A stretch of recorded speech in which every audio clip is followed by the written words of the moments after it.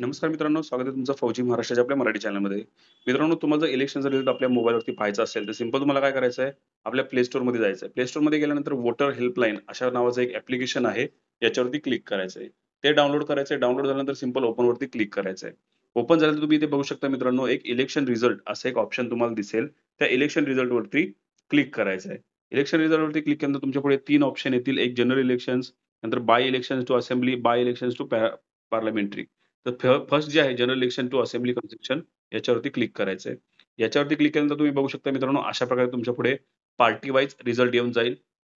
त्याच्यानंतर समजा तुम्हाला तुमच्या आसपासचा जो आमदार आहे त्यांना कोणाला किती लीड मिळेल हे पाहायचं असेल तर तुम्हाला कन्सिस्टन्सी ट्रेंड्सवरती क्लिक करायचं आहे. तर तुम्ही ते बघू शकता पूर्णपणे तुम्हाला आपल्या भागातला सुद्धा आमदार जो आहे त्यांची नावं आणि किती लीड आहे, किती वोट आहेत हे सुद्धा तुम्हाला तिथे पाहायला मिळणार आहे. तर अशा प्रकारे मित्रांनो हा व्हिडिओ होता. आवडला असेल तर नक्की लाईक करा.